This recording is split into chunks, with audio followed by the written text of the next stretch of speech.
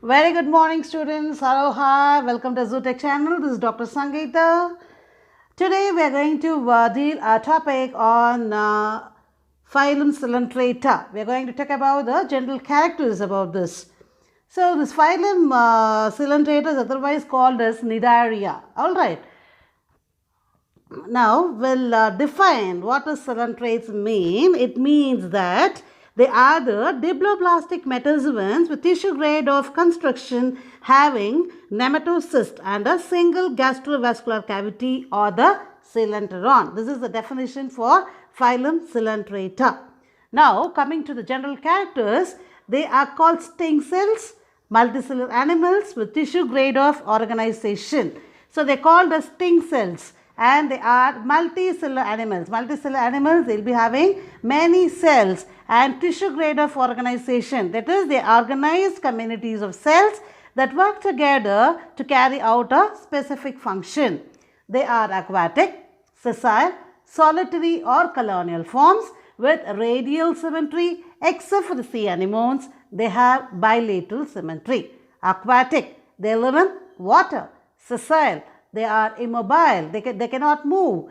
Solitary, they live alone, or colonial form, they live in groups with radial symmetry. What is radial symmetry? The radial symmetry is that the organisms can be divided into similar halves by passing a plane at any angle along a central axis. That is the definition for the radial symmetry. And the bilateral symmetry is that the animal can be cut into two equal halves, which is on the left hand side and the right hand side. That is the definition for the bilateral symmetry, which is found in the sea anemones only. Okay, and they are the diploblastic animals. What is diploblastic animals? Diploblastic animals, that is, the body wall consists of an outer layer of cells called ectoderm and inner layer of cells, that is the endoderm. They are cemented together by an intermediate layer of non-cellular gelatinous mesoglea. So they are called as diploblastic animals. They are acoelomate animals. What do you mean by acoelomate animals? Acoelomate animals, they do not possess a body cavity, that is the coelom. So they are placed under the acoelomate category. They are called as acoelomate animals, that is they do not have the coelom.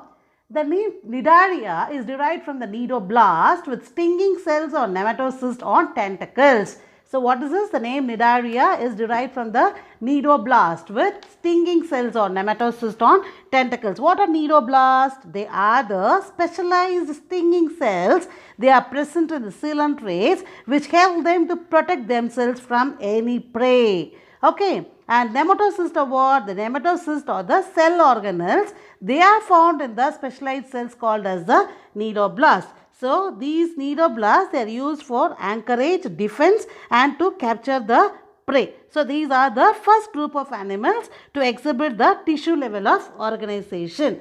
So talking about the tentacles, I told you they are provided with the nematocysts. The tentacles serve for food capture. So it's ingestion and for defense. They are also present on the body layers and these are the adhesive organs. Then they are carnivorous. The digestion is extracellular as well as by means of intracellular. They are carnivorous. So digestion is extracellular as well as by the intracellular. The anus is not found in this case of animals. Nervous system consists of one or more networks or the nerve cells. What is nervous system? They will be consisting of one or more networks or the nerve cells. That is, they are located in the ectoderm and the endoderm. Nervous system will consist of one or more networks or nerve cells and the neurites which is located in the ectoderm and the endoderm. And the one more distinctive character is the coelentron which is present. So what is coelentron is, they have a central vascular cavity or the coelentron which will be serving both for the digestion as well as the circulatory function with a single opening called as a mouth or the hypostome, which is serving the process for both ingestion as well as the egestion. As I already told you, the digestion is they'll be having both extracellular as well as the intracellular. Digestion will be both extracellular and the intracellular. Then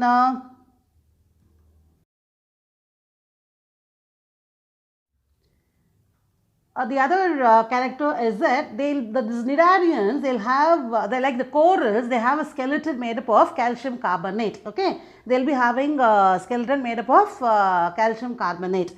And the most other unique characters in the case of cnidaria is they exhibit polymorphism.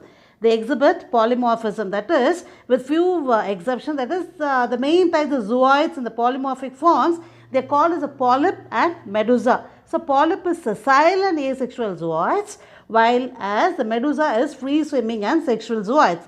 As I already told you, what is sessile? They are immobile. They cannot move. So, the polyp is sessile and asexual zooids, while medusa is free swimming. They can move and they are called as sexual zooids. Alright. Then, talking about the reproduction, it is by both asexual and by the sexual method. So, asexual means what? They can be reproduced by budding, and sexual reproduction by the formation of the gametes. So, development is indirect and includes a free swimming ciliated, you call it as a planula larva. It is usually present in the life history. So, example we can say Physalia and Pennatula. And one more thing, if you are talking about the life history of this, it will exhibit the phenomenon of alternation of generation or metagenesis. So, in which the asexual polyploid sessile generation alternates with the sexual medusoid, there is a free swimming generation. So, this is exhibiting the phenomenon of alternation of generation. I hope you understood this session and you are clear with the content. Please do subscribe my channel and please hit the bell icon. So, thanks for watching my channel, and in the next video I will be uploading the other phylum.